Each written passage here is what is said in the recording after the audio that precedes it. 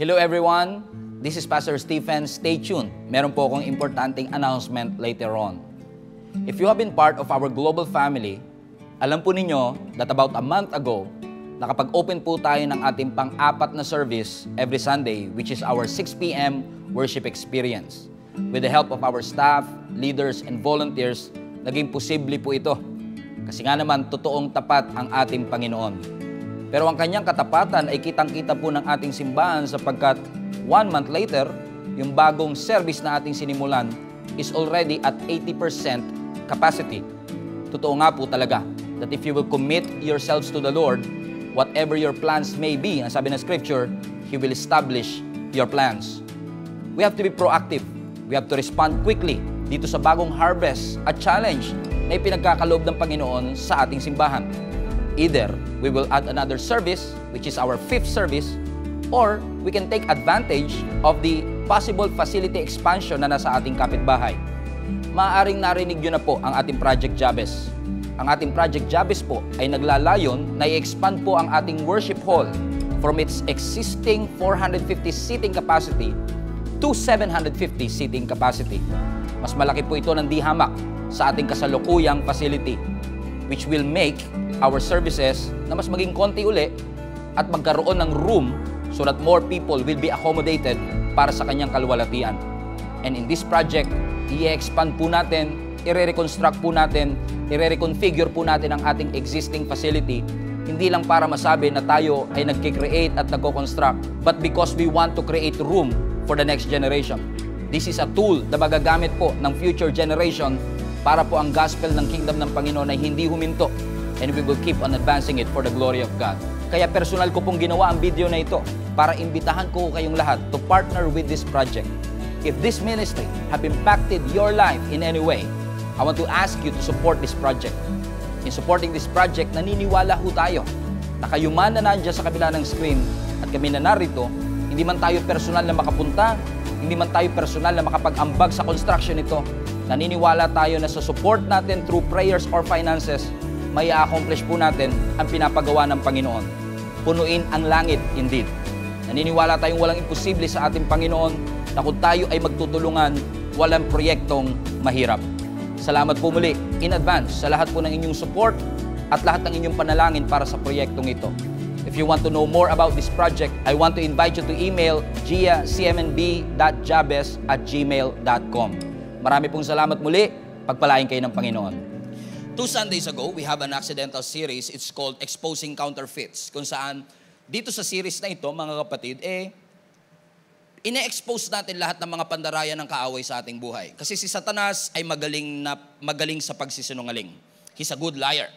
At ang ating objective, i-expose ang lahat ng schemes at strategy ng kaaway upang tayo sa ating future ay magkaroon ng pagdedesisyon na tama for each and every one of us to be saved in making not just a stupid decision, but a decision that we will regret for the rest of our lives. At sa week 1 ho ng series na ito, pinakita ng Panginoon yung mga importanteng principle na kailangan nating malaman na hindi lahat ng bagay na meron sa ating harapan, kailangan nating i-entertain, kundi kailangan nating maging discerning, magkaroon tayo ng ability to see the thing behind the thing, upang ang mga bagay na ginagawa ng Panginoon sa ating buhay, malakaran po talaga natin. And last Sunday, pinag-usapan naman po natin yung blessings of discernment.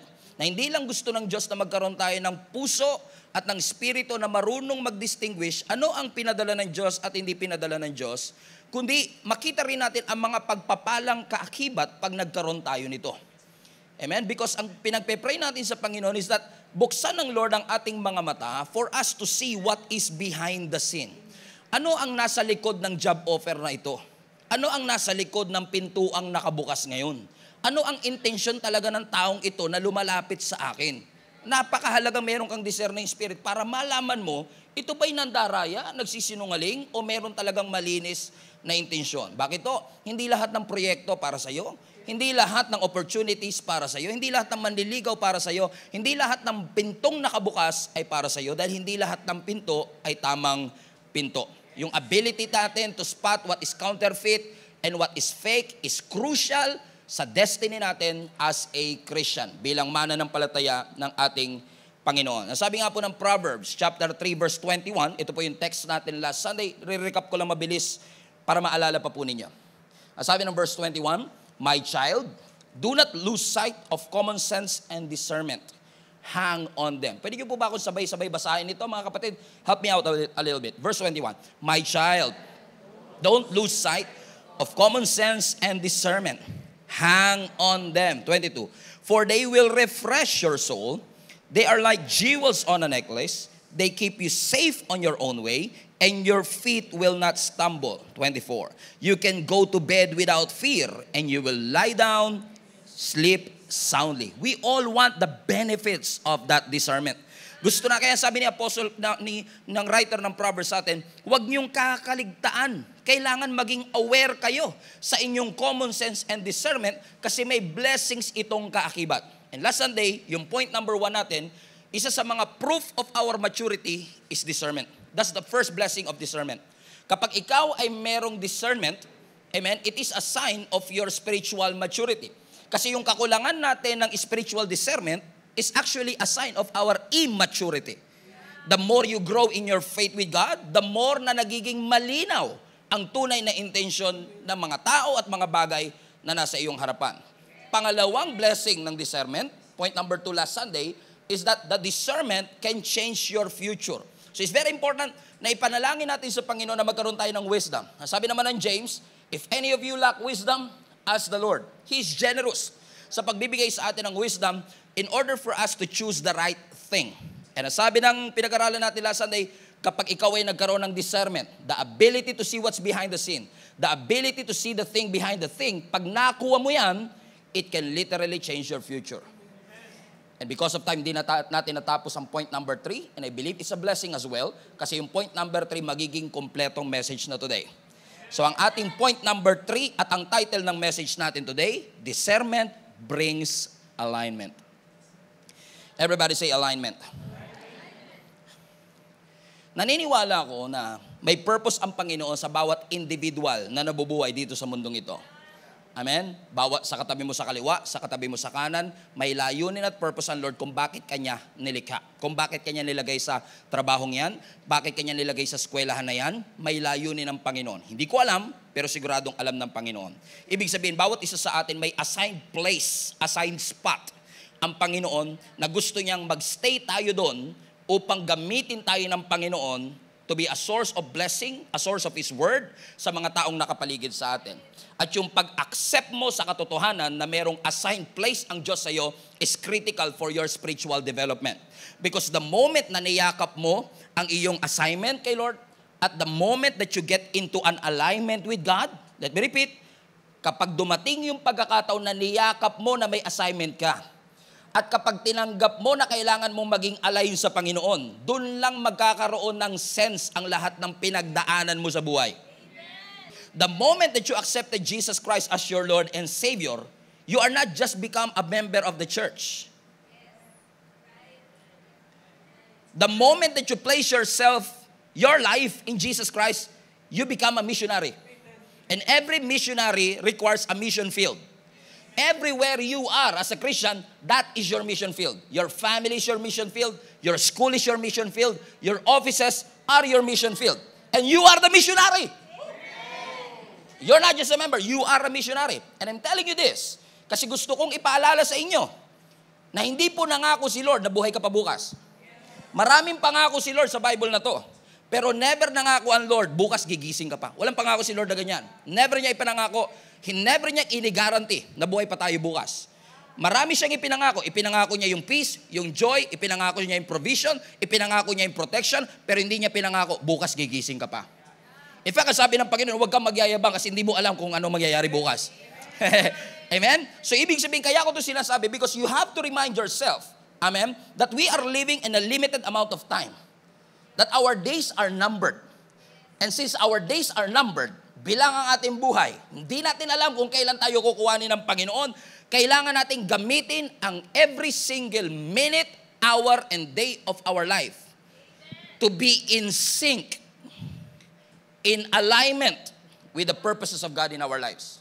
Kasi kung limited na nga oras mo, sasayangin mo pa ba siya na you are out of alignment with God? O kung alam mong limitado ang oras mo, real quick with sense of urgency, gugustuhin mong bumalik doon sa assignment na pinapagawa ng Panginoon sa iyong buhay. Amen, Pastor. Marami sa inyo hindi nakakaalam, bago ko naging pastor, musician ako ng church. No? And as a musician, especially back in 2004, 2005, iba ang teknolohiya noong unang panahon kung ikukumpara mo sa teknolohiya natin ngayon. And through the years, talagang yung technology has changed the way we worship God. Noong unang panahon, naalala ko, ikaw alam ko, may nakakaalala pa nito, para makapag-project ka ng lyrics sa screen, kailangan mo ng projector. No, meron niyang transparent na papel na may susulatan mo ng pentel pen, acetate o cellophane kung tawagin. At yung kung sino man yung nagko-control ng lyrics, talagang dahan-dahan niya. Pati kamay niya kita eh. So hindi lang lyrics, pati kamay niya. Naalala niyo ba yun, mga kapatid? And now, with the software and with the technology that we have, you don't have to use projectors anymore. In a single click, in a single mouse movement, pwede ka nang makapag-flash ng lyrics. And in fact, some high-tech computers can actually automate yung mga lyrics. So technology has changed the way we worship through the years. And dito sa Gia Kamanaba, we want to take advantage na lahat ng mga technology na meron sa atin para gamitin natin yan as a tool para tayo ay magkaroon ng not just less distraction but a distraction-free worship experience. Na hindi natin hahayaan na yung mga lyrics ang makahadlang sa atin para makapagpuri sa ating Panginoon. And how many among you are grateful that every single Sunday, may mga worship team tayo na ina-usher nila tayo into the presence of God. We are grateful na kahit sintonado ka, merong singer na nasa tono, hallelujah, na magli-lead sa atin into the presence of the Lord. And every single Sunday, let me just tell you this, every single Sunday natatayo ang ating worship team dito sa harap at magli-lead ng worship habang umiiyak ka kanina, hindi angels cry. Habang umiiyak ka kanina, what you are hearing and what you are seeing is actually the finished product. You don't know what they went through. Kasi they have rehearsals on Friday, they have rehearsals on Saturday, they came here as early as 6 o'clock in the morning, 7 o'clock in the morning to prepare us for the service. So habang natutulog ka at nananaginip dun sa ex mo na niloko ka, sila is already preparing it to give us the best possible worship experience.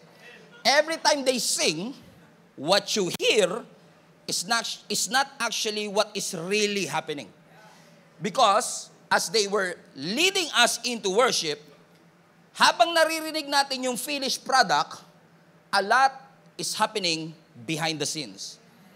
There are a lot of things that is happening behind. In fact, if I may rephrase, a lot of things are happening behind their ears. So kung papansin nyo, yung mga worship team natin, may mga headset sila na wala noong unang panahon. Pero ngayon, makikita nyo yung mga worship teams, meron silang mga headset sa kanilang tenga at hindi ho sila nakikinig ng salamin-salamin habang tayo ay nag-worship sa Panginoon. Okay? Hindi, okay? Sila po, habang tayo ay nag-worship sa Panginoon, meron silang mga headsets because this is vital and crucial for them to hear themselves. Para marinig nila ang kanilang sarili. Kasi yung katabi mo, pagka lumakas na kanta niya, nawala sa timing, nawala sa tono, we want something that is stable na maririnig mo, nasa tono pa ba ako bilang isang singer? But aside from that, hindi lang nila naririnig ang kanilang sarili, naririnig din nila yung mga kasamahan nila dun sa lumalabas sa kanilang tenga. So imagine niyo, sarili mo naririnig mo, mga kasamahan mo naririnig mo, and on top of that, kung mapapansin niyo, isa sa mga musician natin, in fact, dalawa ito, hindi niyo nakikita isa, papakita ko mamaya, dalawa sa mga musician natin is actually may microphone. So makikita niyo yung ating musical director na kapatid ko, pero mas pogi ako dyan. Walang objection. Okay? Yan bunso namin yan, ano? Kung makikita niyo yung kapatid ko na yan, no, na meron siyang microphone, pero hindi siya kumakanta. And maaaring habang nag-worship tayo kanina, napansin nyo na nagsasalita siya, pero hindi nyo naririnig. Okay? Bakit? Kasi bukod sa sarili nila, bukod sa mga kasamahan nila, kapag may instruction yung musical director sa buong banda, sinasabi ng musical director dun sa mic na yon na dumidiretso sa kanilang tenga. So for the first time, I want you to hear what's happening behind the scenes. Sige, magsalita ka nga, Drew. Yan. Hindi natin yan naririnig on a normal basis, on a praise and worship, but that is actually happening behind the scenes. Habang pikit na pikit ka nagpupuri, nag-i-instruct ang musical director, o build tayo, chorus na tayo, bridge tayo, alalay kayo, bantayan nyo to, aakyat na si pastor, merong instruction yung musical director sa bawat isang part ng team. Pero actually, meron pa kayong hindi nakikita na member ng team. Actually, gusto ko ipakilala sa inyo, sa screen nyo lang siya makikita kasi nasa likod siya ng wall na ito. Okay? Yes, si Pao. Okay, si Pao is our backing tracks, what do you call this? Operator. Okay, backing tracks operator. Na siya, bukod sa sarili ko, bukod sa sarili mo, bukod sa kasama mo sa team, bukod sa musical director, siya ang nag-ooperate ng laptop natin para ilabas yung tinatawag nating click track. So, now, ano ang click track? Now, ang click track is parang, from the word itself, click. So, parang isang click na, tick, tick, tick, tick, na itong si Pauline, na single by the way,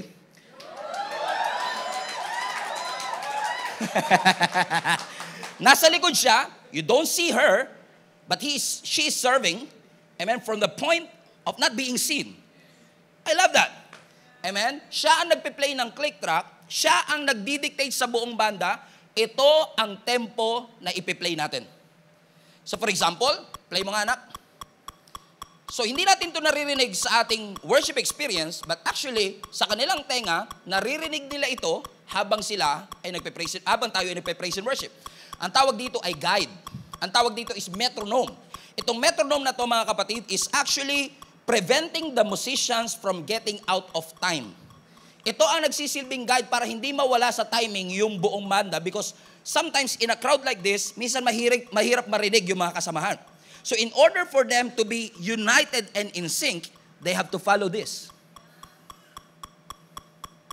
We don't hear it, pero the moment na magi-start yung kanta, ipi-play ni Pauline itong track na ito, at ito ang magiging guide ng drummer at ng musician kung ano magiging tempo ng kanta.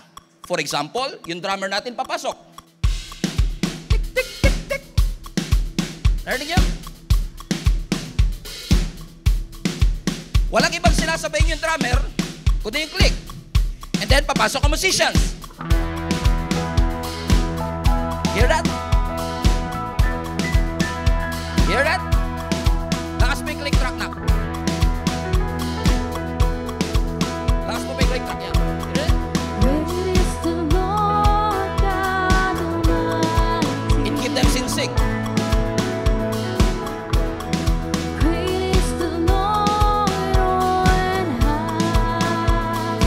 But what will happen if yung drummer mawala sa timing? Let's go. 1, 2, 3, go.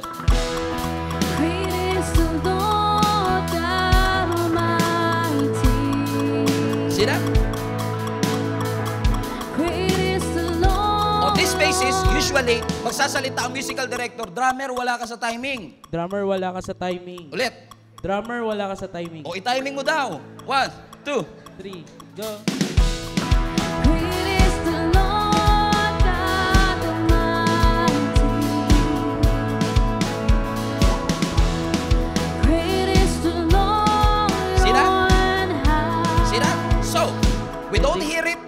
Habang kumakanta tayo kanina, this is the same song that we sang earlier.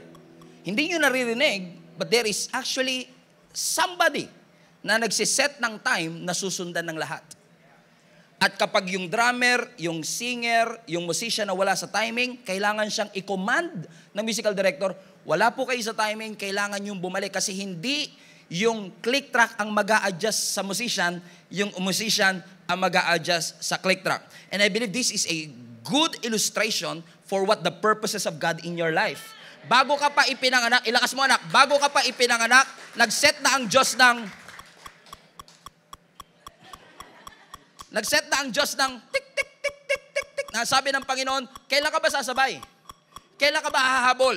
Kailan ka ba magiging in alignment with the will of God? Because this click track had been assigned to your life. You are designed to follow this click track to be in alignment with God. Purihin natin ang Panginoon. Palapakan natin ang Lord. Thank you. Salamat.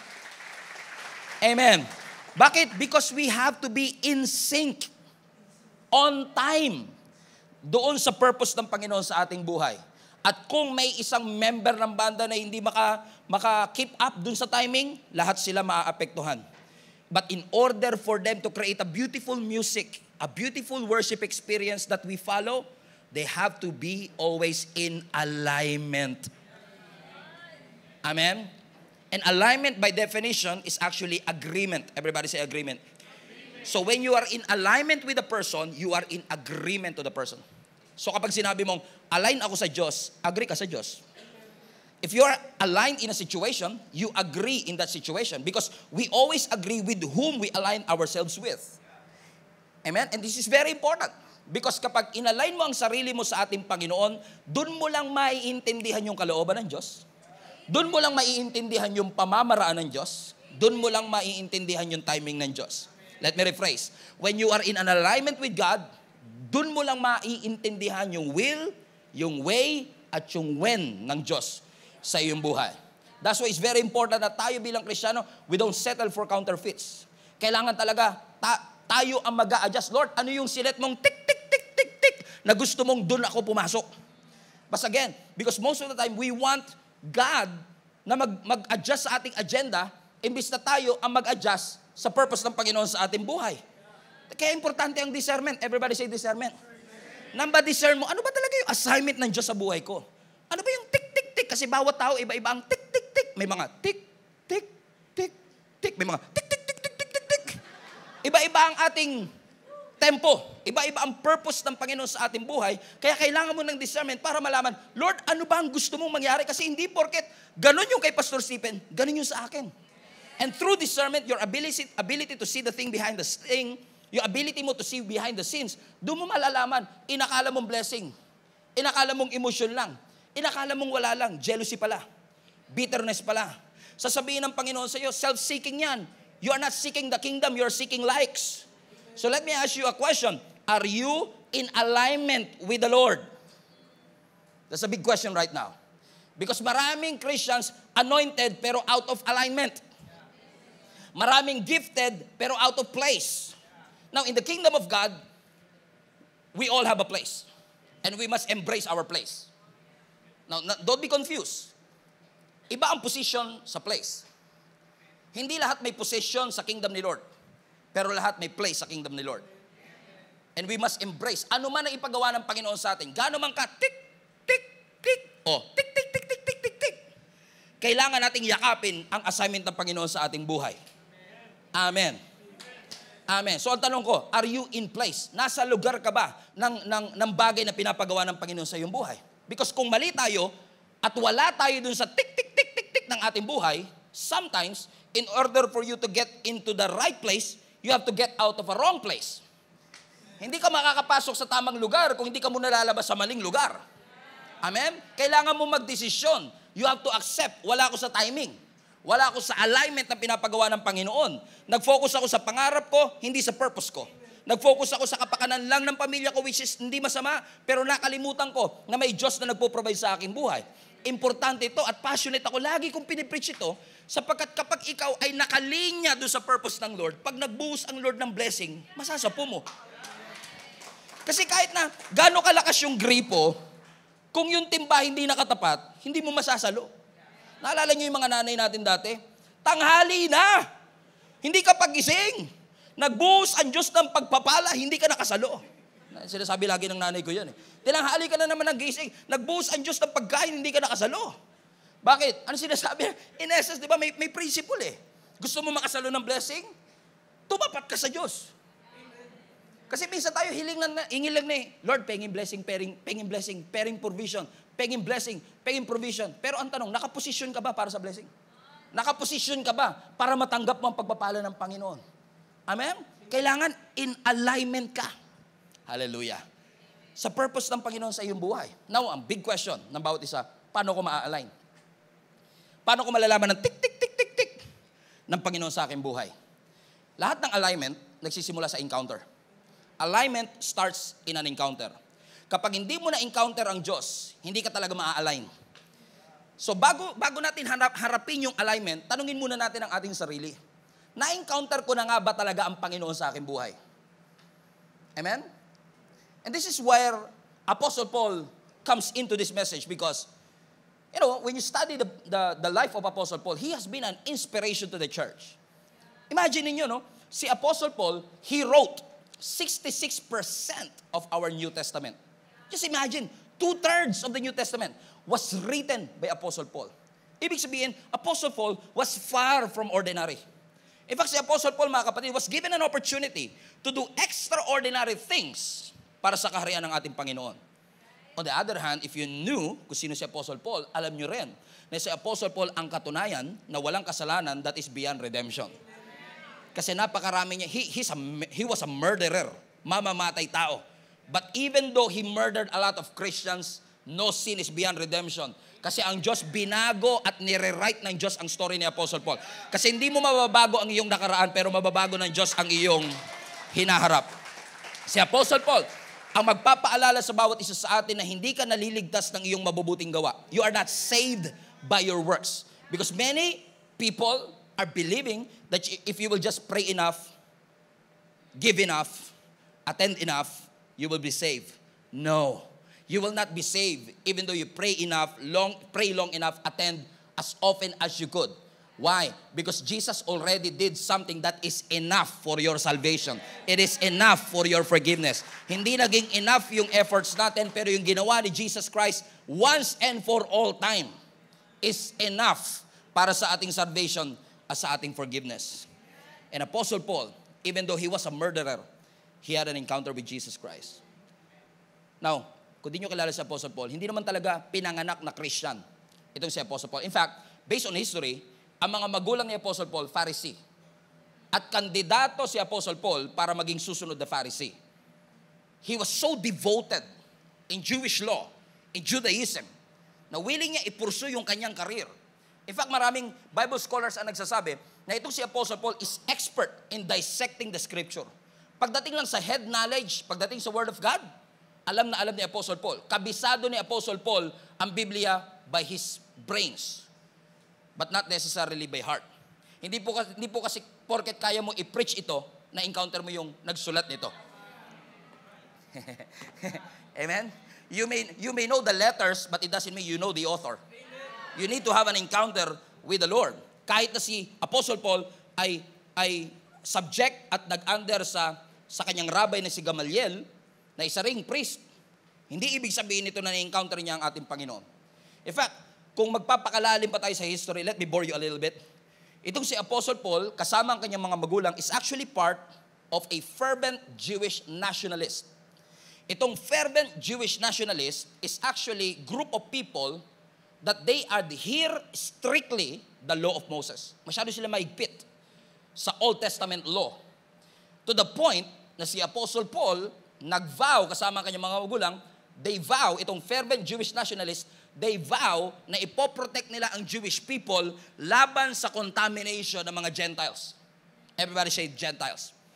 Now, that's a new term for somebody, but who are the Gentiles? Now, by simple definition, lahat ng hindi Jewish, Gentile.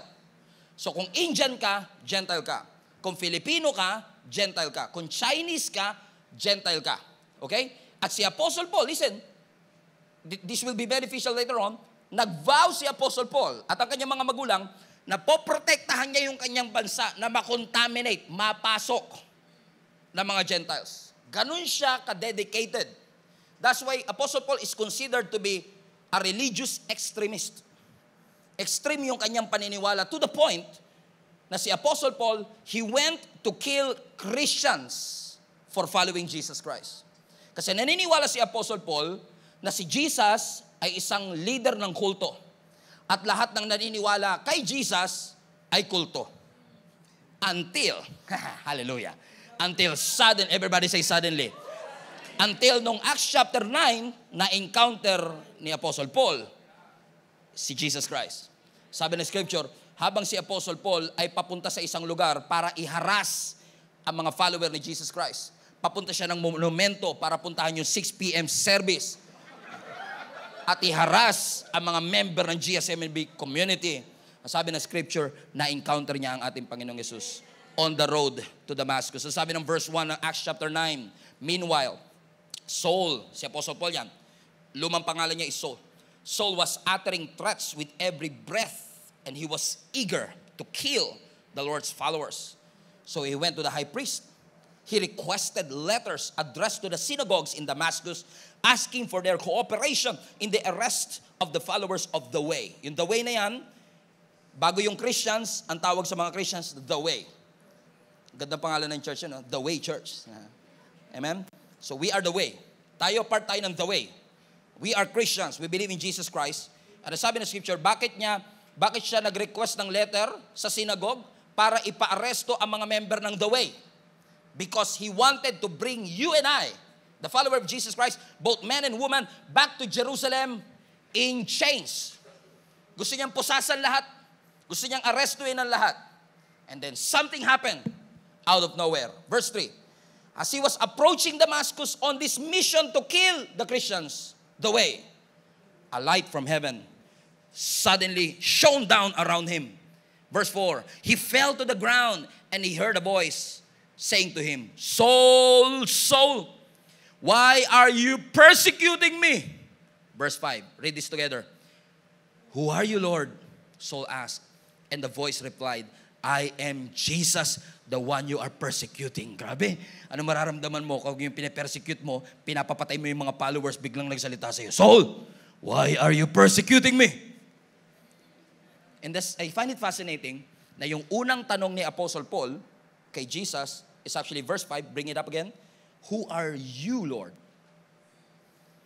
Everybody say, who are you, Lord? Why is that important? It is important because who God is to you is more important than what you do for God. Let me say that again. Who God is to your life is more important than what you do for Him.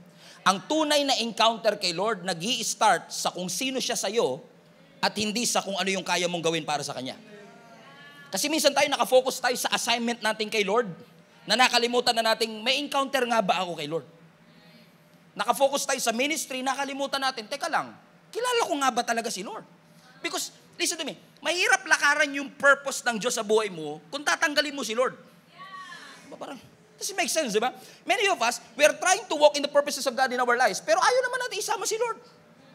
And by the way, kapag lumalakad ka sa isang purpose at hindi mo na nakikita si Lord, senyalis yun, out of alignment ka na kagad.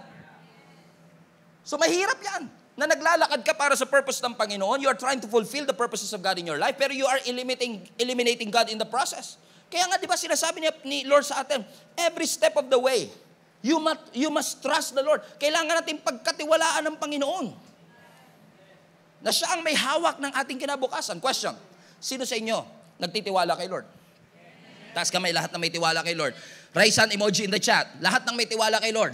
O lahat may tiwala. Question, naniniwala ka ba kay Lord na kung mamamatay ka ngayon, huwag naman sana, okay? Pero binigay mo yung buhay mo kay Jesus Christ, naniniwala ka ba? Nagtitiwala ka ba na mapupunta ka sa langit? Ba, lakas ah. So, ibig sabihin, nagtitiwala ka kay Lord na siya ang magbibigay ng salvation. Correct? One more question. I'm setting you up. Naniniwala ka ba at nagtitiwala ka ba sa Panginoon na kapag humingi ka ng kapatawaran, papatawarin ka ng Diyos? Okay. So, naniniwala ka kay Lord sa salvation? Naniniwala ka kay Lord sa forgiveness? Pero ba't yung karir mo ayaw mo pagkatiwala kay Lord? Bakit yung finances mo ayaw mo pagkatiwala sa Panginoon? Bakit yung mapapakasalan mo ayaw mo ipagkatiwala sa Panginoon? Alam niyo kung bakit? Minsan yung pagtitiwala natin selective eh. Kumbinsidong ka, sa langit ako pupunta. Kumbinsidong ka na pinatawad ka ng Panginoon. Pero bakit hindi ka convinced at peace na hawak ng Diyos ang kinabukasan ng ating buhay? Ibig sabihin, we don't really trust God enough. We only trust Him sa Kanyang forgiveness, sa Kanyang salvation, but we don't trust Him for His salvation, for His provision. We don't trust God na Siya mag-aalaga ng ating career. Again, who God is to you is more important than what you do for the Lord. Huwag tayo, lalo sa mga kasamahan ko naglilingkod sa Panginoon, those who are joining us online as well, na minsan masyado tayong caught up at masyado tayong busy sa ginagawa natin sa church, na hindi na-miss na natin yung presensya ng Diyos. Na-miss na natin yung encounter sa Panginoon. Masyado tayong assignment focus na wala na tayo sa alignment sa ating Panginoon. Kabisado natin kung paano mag-operate ang ministry, pero hindi natin kabisadong pumasok sa presensya ng ating Panginoon. Mahal na mahal natin ang ministry, pero mahal mo pa ba talaga ang Panginoon? Gusto mo ng service? Ayoko quiet time. Isang malaking bangungot, mga kapatid. Now we claim that we work for the Lord, pero we don't reflect His nature because we don't have an encounter with the Lord. Tatandaan nyo to, kapag tinanggal mo si Lord sa equation ng buhay mo, the harder you go, the farther you go, the emptier you will feel. Pag wala si Lord, mas malayo nararating mo, mas magiging empty pakiramdam mo. Tatandaan nyo to. Hindi mapapagtakpan ng success ang emptiness. Hindi. Kasi minsan tayo masyado tayo focus, gusto ko mag-succeed. Only to find out na nung nakuha mo na yung bagay na pinapanalangin mo, ito na pala yun. So success doesn't feel successful. You know why? Kasi pangarap lang siya eh. Hindi siya purpose. Ang tunay na satisfaction ng tao, nasa purpose. Yun yung the reason why you exist. And if you eliminate God in the process, pinupursu mo yung purpose mo, pero tinanggal mo ang Panginoon sa iyong puso, magugulat ka. Nasa iyo na yung blessing, takot ka. Tingnan niyo to ha. Mayaman ka na. Wala mayaman? Okay. Kaya walang maka-amen eh, walang maka-relate eh. Okay. Sobrang yaman mo na, pero natatakot ka pa rin, takot ka maghirap. Tingnan niyo no, sobrang yaman mo, pero takot ka maghirap. Malamang wala dito yung kausap ko, no? Sa online. Sobrang yaman mo pero takot ka. Alam nyo, pag nagpadai ka sa takot mo, hindi ka magiging generous. Think about it. Mahirap pa ka magbigay, mahirap pa ka mag-support kasi baka maghirap kami. Baka mawala itong yaman na to. So you have the money, but you don't have peace. May kama ka pero wala kang tulog. May pagkain ka pero wala kang appetite. Hallelujah. Bakit mga kapatid? Success doesn't feel successful. So let me ask you a question again. Meron ka ba talagang totoong encounter sa ating Panginoon? Not judging you ha? I'm just saying, you need an encounter with the Lord. Paano mo masasabi nagkaroon ka ng encounter kay Lord? Dahil naiyak ka kanina? Suliranin man I do.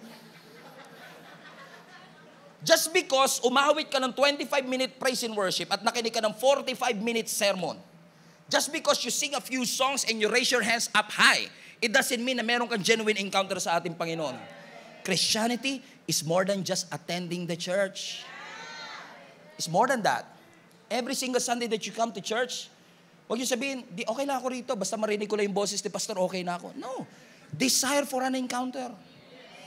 When was the last time na pumunta ka ng church, pag uwi mo talaga nasabi mo, kakaiba yun? Na-encounter ko talaga ang Panginoon. Amen? Kasi posible ito. I've been in a ministry for 24 years. I've seen it all. Posibleng na nandito yung katawan mo, pero yung gana mo wala rito. Your body is here, your appetite is not here. Kasi Satan, kung gusto ka niyang tanggalin sa simbahan, he doesn't have to remove you physically. He just have to remove your appetite. Kasi kapag wala ka ng appetite, your body will follow. And Satan is after your appetite. Pag pauwi kayo, magsisink in yan. Satan is after your appetite. Ang kailangan lang gawin ni Satan, tanggalin lang yung gana mo sa pagbabasa ng Bible. Tanggalin lang niya yung appetite mo sa pagpipray. And you will stop praying. You will stop reading the Word of God. This will become just a paper to you. Everybody say, aray. Amen. So let me ask you a question again. Kailan yung huling beses na talagang treasure mo yung encounter mo sa Panginoon? Kailan yung huling beses na nasabi mo, I had an encounter with God? Well, Your Honor, di ko na pumaalala.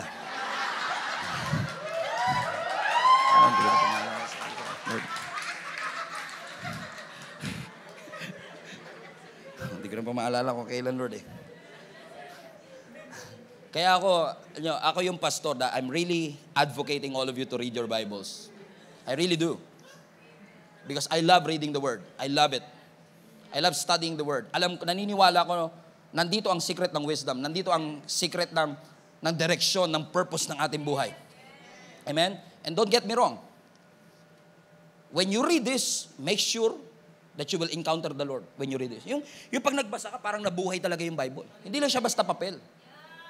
Kasi, hindi naman Christians lang nagbabasa nito eh. May mga atheists, hindi naniniwala kay Lord, pero nagbabasa nito. May mga hindi Christian na nagbabasa ng Bible, pero nagbabasa sila for history. Nagbabasa sila for science, which by the way, they are missing the whole point of this. Pero they are reading this for history, they are reading this for science. In fact, may mga nagbabasa nito para alam nila kung ano yung debate na mai-argue nila sa atin. Para pabulaanan yung ating pananampalataya. O sige nga, saan mo babasa sa Bible na si Jesus ay Panginoon at Diyos talaga? Tama? Kasi kapag nagbasa ka nito, yung ibang mga tao na hindi talaga, walang encounter kay Lord, pag nagbasa nito, pagkatapos silang basahin, they have an argument. But when Christians read this, they have a testimony. Difference. Okay? Yung mga hindi Christian, yung mga taong gusto lang for science, they have an argument. O sige nga, paano nagkasya sa Noah's Ark yung lahat ng hayop? They have an argument. Saan nasa Bible yung dinosaur? Sige nga, basahin mo. By the way, to answer that, nasa Job. To answer that question, nasa Job. Sige nga. So they have an argument. But when we read this, we don't know kung paano nagkasya yung mga hayop. Hindi natin alam kung saan mababasa yung dinosaur. But we have a testimony. And nobody can discredit what God has done to you when you read this. Walang bagay, no? Kasi yung argument, pwede mo silang matalo sa argument. Pwede ka matalo sa argument. Pero sa testimony, walang makakatalo sa testimony. O ba sa testimony pag-uusapan? Amen? Right? Tignan nyo yung sa John chapter 9. Yung lalaking bulag. Naalala nyo yung lalaking bulag na pinagaling ng Panginoon on a Sabbath day? Galit na galit yung mga Pharisees. Ba't yung pinagaling yan? Sabbath. Ano mo gusto gawin ni Jesus? Nung papagalingin niya, Lord, pagalingin niyo ako. Sige, ito na. Ay, Sabado pala. Bukas na lang. Ano gusto gawin ni Jesus? Pagpabukas siya pa yun? Oh, I mean, because nakita ni Lord yung need. Pinagaling ni Lord yung bulag. Nakakita yung bulag. Pero hindi na gusto ng mga Pharisees. Kasi masyado nilang ina-adhere yung Moses' law. Sabbath day is rest day. Hindi ka dapat kumilos, hindi ka pwede magpagaling. They were angry at the Lord. In fact, yung lalaking bulag nito, in-excommunicate pa nila sa galit nila. Kinonfront nila. In-office nila. Sabi nila, totoo ba talaga yung testimony mo? Na ikaw ay nakakita? Sino ba yung nagpagaling sa'yo? Sabi niya, hindi ko rin po alam eh. Basta ang alam ko lang, kanina bulag ako, pero nung na-encounter ko si Jesus, nakakakita na ako. Tingnan nyo, no? Yung mga Pharisees, may argument sila, Sabbath day, di dapat kayo nagpapagaling. Pero mapapabulaanan ba nila yung testimony ng taong ito? Pinagaling nga siya ng Panginoon eh. Tama? Kaya kahit anong argument, basta may testimony. Kung paano ka hinipo ng ating Panginoon, we all need an encounter with God. Everybody say encounter. Put that in the chat. Encounter. Hindi encanto, encounter.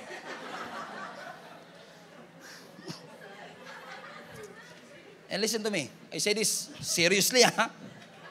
Maaaring hindi mo gusto ma-encounter si Lord. Pero si Lord, willing siya ma-encounter ka. Gusto niya ma-encounter ka. Amen? For what purpose? Because He will show you what He meant. Why are you existing in the first place? Which leads us to point number 2. When you encounter the Lord, encounter is followed by an assignment with God. Magkakaroon ka ng assignment. Pag na-encounter mo, tsaka ka lang magkakaroon ng assignment. Hindi ka magkakaroon ng assignment pag di mo na-encounter sa Lord. Magkakaroon ka lang ng assignment kapag na-encounter mo ng Panginoon. Si Apostle Paul, na-encounter niya ang Panginoon. Sabi ng verse 5, Who are you, Lord? Verse 5, Acts chapter 9. Sabi niya, Who are you, Lord? Saul asked. And the voice replied, I am Jesus, the one you are persecuting. And then in verse 6, watch this. Now get up and go into the city. Assignment. Am I talking to somebody right now? Assignment. Now get up and go to the city and you will be told what you must do. Pagkatapos niya ma-encounter ang ating Panginoon, binigyan siya ng Panginoon ng kanyang sariling assignment. Listen to me. Bawat isa sa inyo, may assignment ang Panginoon sa inyo. And it takes an encounter for you to know ano yung assignment na pinapagawa ng Diyos. Ang alam ko lang, hindi aksidente na diyan ka nagtatrabaho, hindi aksidente na yan ang pamilya mo, hindi aksidente na dinala ka ng Panginoon sa lugar na ito. Tignan niyo si Apostle Paul. Noong na-encounter niya ang ating Panginoon sa Acts chapter 5, nagtatanong siya, Who are you, Lord? 10 verses later, he's now preaching Jesus Christ. 10 verses later. Now, listen, for context. 10 verses before, he was preaching against Jesus. Nung na-encounter niya si Lord, 10 verses later, he was preaching Jesus. Yun ang nagagawa ng encounter, may transformation. Nasa sobrang bilis ng transformation ni Apostle Paul, yung mga disciples nagdududa, parang hindi naman totoo yung encounter niyan. Nagsimba si Apostle Paul one day, nagsimba siya, yung mga kasama sa church naglayuan sa kanya, kasi alam nga nila mamamatay tao siya eh. Si Barnabas pa naglapit, guys, totoo encounter nito. Hindi sila makapaniwala, sobrang bilis. Na-encounter niya ang Panginoon, 3 days later, nagsisimba na. at nagpipreach na about Jesus Christ. That's what encounter did to your life. Kasi binigyan siya ng assignment Go to the city and you must be told what to do. Nangyari ba sa inyo yun, mga kapatid? Na sa sobrang bilis ng ginawa ng Diyos sa inyong buhay, walang naniniwalang Christian ka na?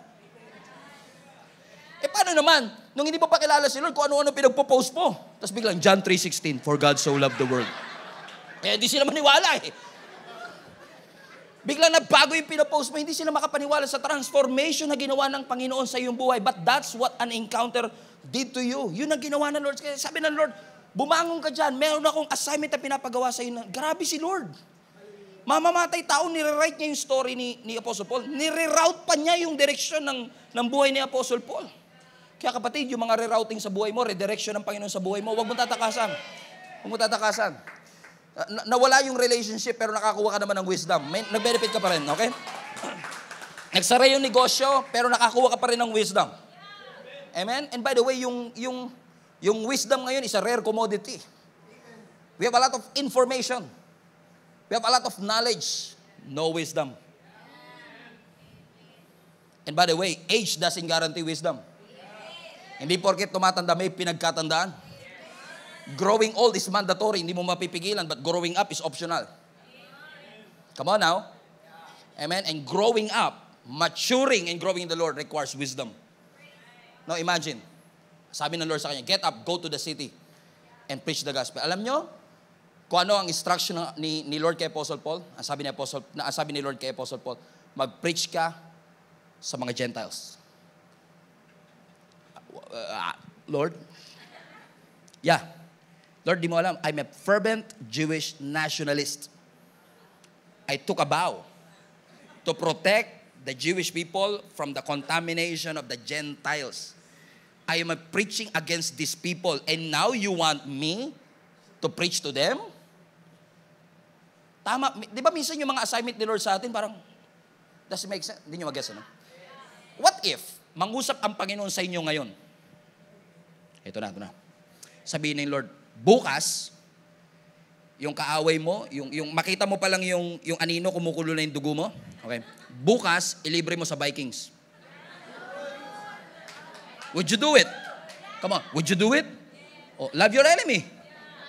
Di ba ang hirap gawin? Now we understand Apostle Paul. Lord, I'm preaching against these people. Marami ako nasabing salita sa kanila and now you want me to preach to them. Hindi maniniwala itong mga to sa akin. Pero yun yung pagtawag ng Diyos sa kanya. Yun yung assignment ng Diyos sa kanya. Ang sabi na Acts chapter 9, let's go to verse 15 already. Acts 9:15. Ang sabi nito, but the Lord said, go, for Saul is my chosen instrument. Watch this, highlight, to take my message to the Gentiles. Next, to the kings, and as well as the people of Israel. Now, hindi siya pinagbabawalan ng Lord na mag-preach sa people of Israel, pero ang tawag dito, prophetic order. Ang unang assignment niya, Gentiles muna, then kings, then Jewish people. You know what Apostle Paul did? Ibibigay ko na sa inyo kasi we don't have time to study everything. Alam mo ginawa ni Apostle Paul? Because, again, he's mahal na mahal niya Jewish people. In fact, masyado na silang selfish sa Jewish people. Ayaw nilang i-share ang gospel sa ibang bansa. Gusto nila kanila lang yung pag-ibig ng Diyos. Na in John 3:16, for God so loved the Jewish people that He gave His only begotten Son. Amen? They so loved the Jewish people. Even si Apostle Paul, nag-struggle siyang sundin. He tried to preach sa mga Jewish people at hindi siya makahanap ng breakthrough. Alam niyo kung bakit? Out of alignment. Kasi ang tunay na assignment niya, you must preach the gospel to the Gentile first. That is the prophetic order. Now, mali bang mag-preach ako sa Jewish people? No. Pero hindi porket ginagawa mo para sa Diyos, ginagawa mo ang kalooban ng Diyos. Right? Hindi porket ginagawa ko to para sa Diyos, ay nagagawa ko ang kalooban ng Panginoon sa akin because we have a specific assignment. Kaya dapat tayo dito, lalo sa Gia Kamanaba, we should be mission-oriented. Lord, anong mission? Go bear fruit, fruit remains. Punuin ng langit. Lord, yes. We're going to share the gospel no matter what. Kahit hindi ako mapansin, kahit nandun ako sa likod ng wall, kahit wala nakaka-appreciate, wala nakakakita sa akin, I will do it for the mission. Kahit walang position. Mas matimbang ang mission kesa sa position. Naalala niyo sa Exodus 17? Si Moses, nung si Joshua ay nakikipaglaban sa mga Amalekites. Amen? Ang sabi ng scripture, buong araw na nakikipaglaban ang Jewish people sa Amalekites, na nakagain sila ng momentum, nananalo sila. Everybody say, momentum. So nagka-gain sila ng momentum, nananalo sila. Ang problema, lumulubog na yung araw. And no. Pag lumubog yung araw, magdidilim. Usually sa gera, pag dumilim, humihinto yung gera muna. Noong unang panahon. Kasi wala silang night vision. Humihinto ang laban. So sa takot ng mga Jewish people na mawala yung momentum nila, pinag-pray nila sa Panginoon, Lord, i-extend mo pa yung araw. Because we want to win this fight right now. Amen? And we can only win this war through you. So sabi ng scripture, hindi naman makakalaban si Moses, kaya ang ginawa ni Moses, imbis na humawak na espada, umakyat siya ng bundok kasama si Aaron and Hur. At doon sila nanalangin sa Panginoon. Tawagin ko yung mga Aaron and Hur ko, si Gab, si MJ, tsaka si Genesis. Palapakan natin itong tatlong ito. Parang ayaw nyo na pumalakpak ah. Hindi kasi... Hindi ba kamukha ni Moses? Sino ba si Moses dito? Si Gab naman si Moses. Okay, si Moses. So sabi ng scripture, habang nakikipaglaban si Joshua with the Amalekites, ginawa ni Moses, ni Aaron, tsaka ni Hur. By the way, kapatid niya si Aaron. Umakyat sila ng bundok to pray for them, to intercede for them. Nahawak-hawak ni Moses yung kanyang staff, yung kanyang tungkod. Na sabi ng scripture, nung tinataas ni Moses yung kanyang tungkod at nananalangin sa Panginoon, nananalo yung sila Joshua sa baba ng bundok. Kaya wag tayo masyadong mayabang ha. Hindi lahat ng success mo dahil sa prayer mo. Minsan may mga success sa buhay mo na bunga ng mga taong nagpe-pray para sa iyo. Na kaya ka nagsasucceed sa baba kasi may mga taong nananalangin para sa iyo. Na hindi lahat ng answered prayer mo, bunga ng prayer mo. May mga answered prayer ka na bunga ng prayer ng nanay mo sa iyo, habang tulog ka, pinagpipray ka nila, habang tulog ka, nag-speak sila ng blessing sa iyo, prayer ng mga pastor mo, prayer ng mga leaders mo, kaya huwag mong suluhin yung credit. Hindi lahat ng answered prayer sa buhay mo dahil sa iyo. Kaya mo nakuha yon because somebody is praying on your behalf. However, with this position, magkakulaan ito. Kakataas niya ng staff. This is the mission. Na sa sobrang ngawit ni Moses, na ibababa niya yung staff sa ngawit niya, at pag bumababa yung rod, natatalo sila Joshua sa baba. So na-realize ni Aaron and Hur, ang sikreto pala, kailangan lagi nakataas yung rod. So ginawa nila ngayon, sinuport nila ngayon si Moses. Okay? Ito ang mission eh. Kahit mahirapan sila, pero ito ang mission, for the sake of the mission, we will do it. But, for the sake of the mission, you have to be in this position. Now, you don't understand. Nung unang panahon, walang deodorant. Come on now. You don't want to be in this position. Kasi nung unang panahon, walang Rexona. Walang Rexona nung unang panahon. Listen, desert, wilderness, walang shower, and si Moses nakataas ang kanyang kamay, may umaalinghas. Joke. May umaaling. You don't want to be in this position. Pero kung si Hur, for example, o si MJ, sasabihin niya, ang baho naman dito.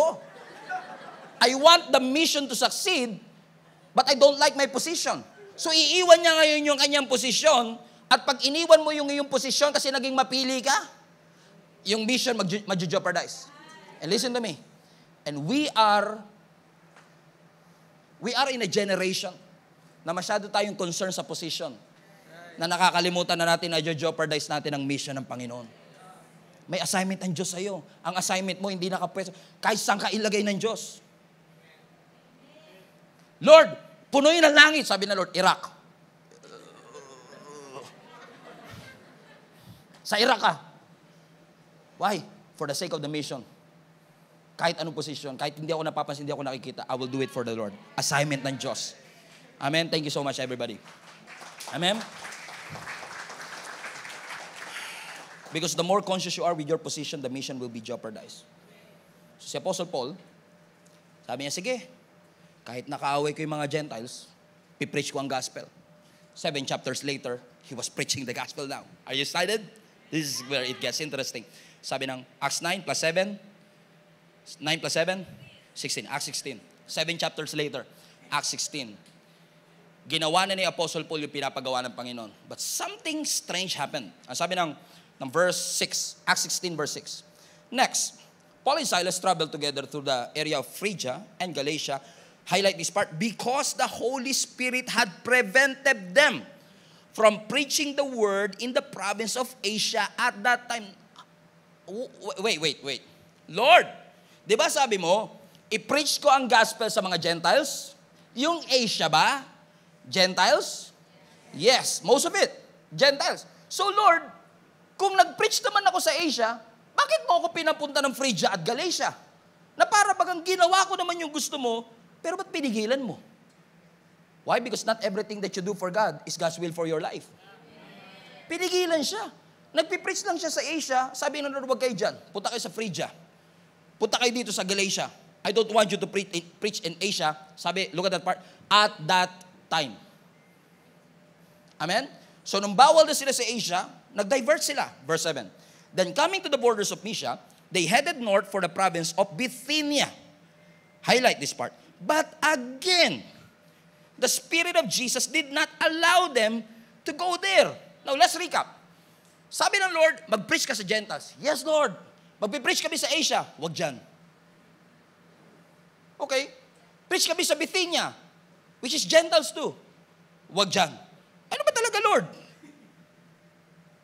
Asia is good, but Asia is not God. It looks good, but it doesn't mean it's God. Amen? It may seem like a good thing, but the question is it a God thing? Hindi lahat ng good for us is idea ng Diyos. Hindi lahat ng good idea ay God idea. Amen? Which leads us to our last point of the day. Paano ko malalaman kung saan talaga ako pinapapunta ng Lord? Pumunta ako ng Asia, bawal. Pumunta ako ng Bithynia, bawal din. Alam niyo kung bakit? Kasi yung tunay na assignment mo can only be confirmed through discernment. Babalik pa rin tayo sa discernment. The ability to see the will of God in our lives. Gusto nilang pumunta ng Asia, pinagbawalan sila ng Lord. Gusto nilang pumunta ng Bithynia, pinagbawalan sila ng Panginoon. So saan sila pumunta ngayon? Ang sabi ng verse 8. So instead, verse 8 na. So instead, they went through Mysia to the seaport of Troas. That night, Paul had a vision. A man from Macedonia in northern Greece was standing there, pleading with him. So sa vision, may isang Macedonia na lalaki na nakikiusap sa kanya, come over to Macedonia and help us. Vision lang to, ha? Pero sabi ng verse 10, so dahil sa vision na natanggap ni Apostle Paul, we decided to leave for Macedonia. So, bawal sa Asia, bawal sa Bithynia, nagpunta sa Macedonia. Immediately, watch this, having concluded that God was calling us to preach the good news there. Finally, aligned na sila kay Lord. You know what happened in Macedonia? Apostle Paul preached in Macedonia, nakapag-establish ng isang simbahan.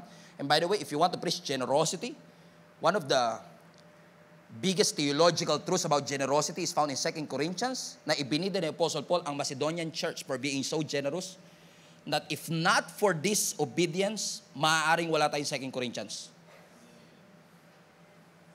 Amen? Bawal sa Asia, bawal sa Bithynia, bakit Macedonia? Alam niyo kung bakit? Kasi makita niyo sa Macedonia, nakakita siya ng vision. May mga taong nag-aantay na sa kanila for help. Kaya pinagbawalan sa Asia, kaya pinagbawalan sa Bithynia, kasi hindi pa hinog yung harvest.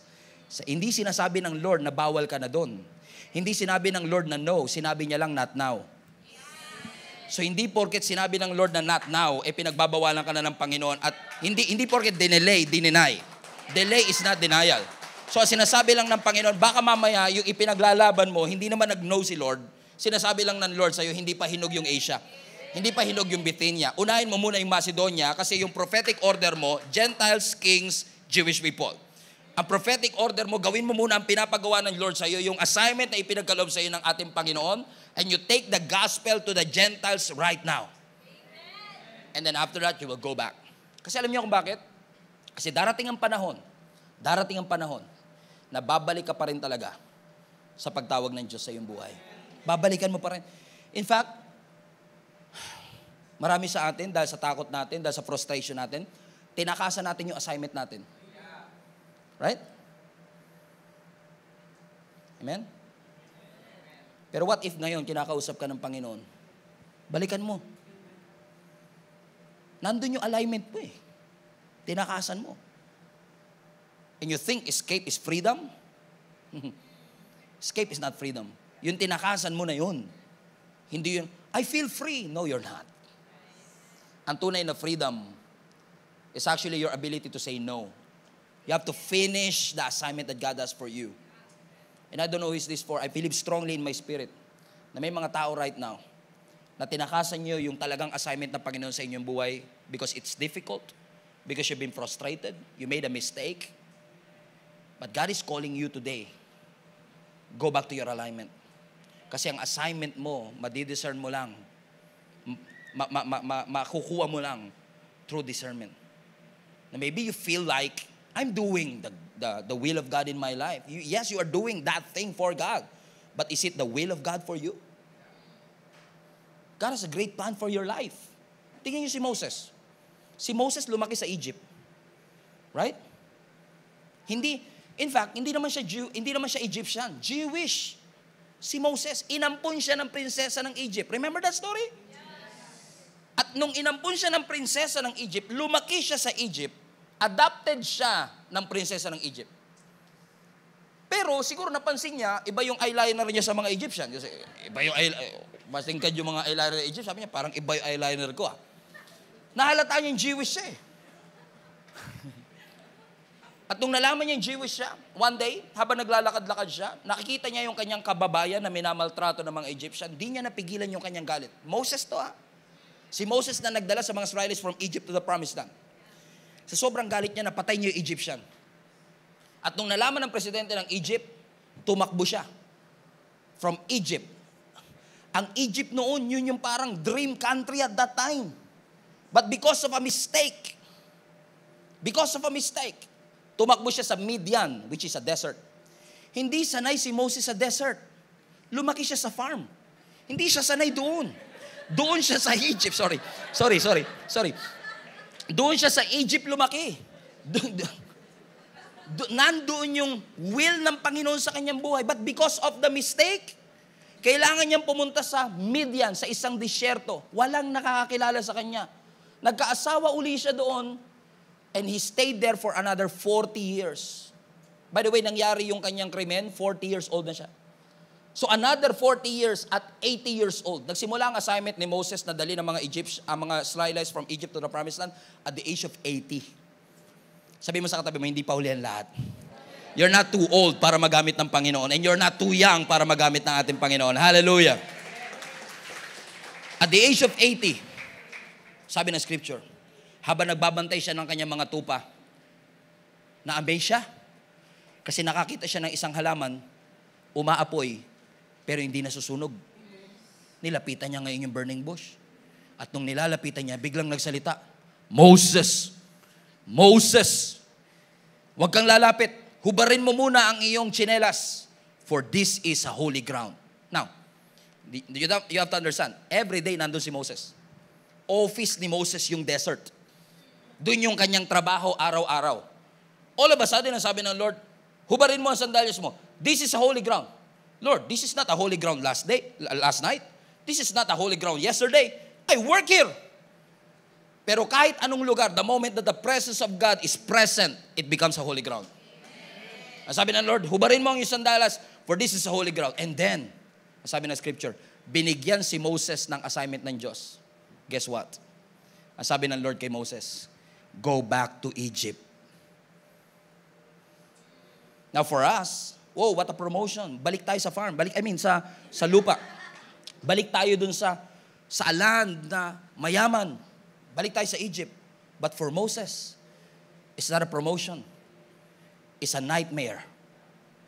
Because alam natin sa Egypt nangyari ang kanyang kasalanan.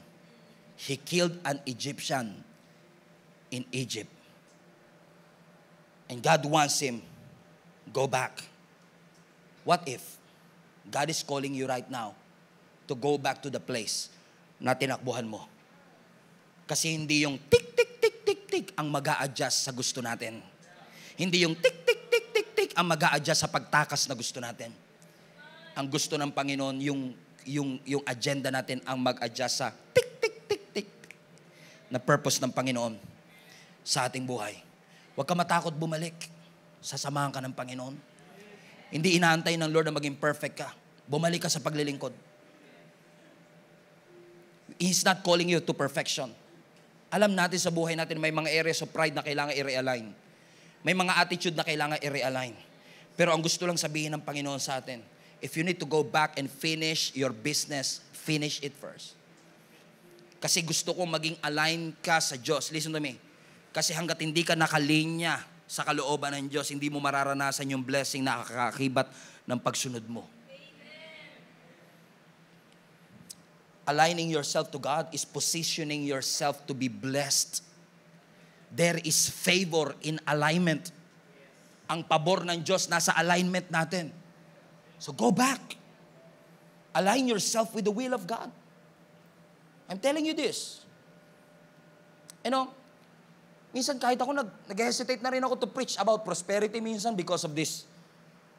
People were saying, wag kayo mag-preach ng prosperity because that is prosperity gospel. By the way, prosperity is not the gospel.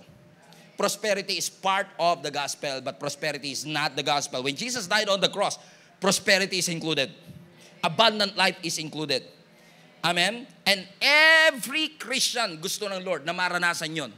Pero mararanasan mo lang when you are in alignment with God. And I've been a pastor of this church for almost 11 years. I've seen I'm so amazed, sa totoo lang. Kasi, noong 2013, 2014, nung nagpapastor ako ng simbahan, ang dami nagpapapray sa akin, Pastor, pag-pray nyo naman po, wala kaming pabiling mantika. Wala ko kaming pagbili ng ulam.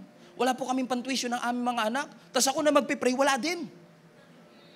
Sabi ko sa Lord, namatay ka sa krus para lang maghirap kami na kahit mantika, wala kaming pambili. Parang it doesn't make sense to me. Naniniwala ako na kasama sa pinagbayaran ng Panginoon sa atin is matubos tayo sa poverty. To get us out of poverty. Naniniwala ako doon. Kaya sabi ko, Lord, I'm praying to you. Alam niyo, nung mga 2014, kami ni Jenny, lagi namin pinagpe-pray sa Lord. Lord, i-align mo kami sa kalooban mo para maranasan namin yung pagbuhos ng blessing mo.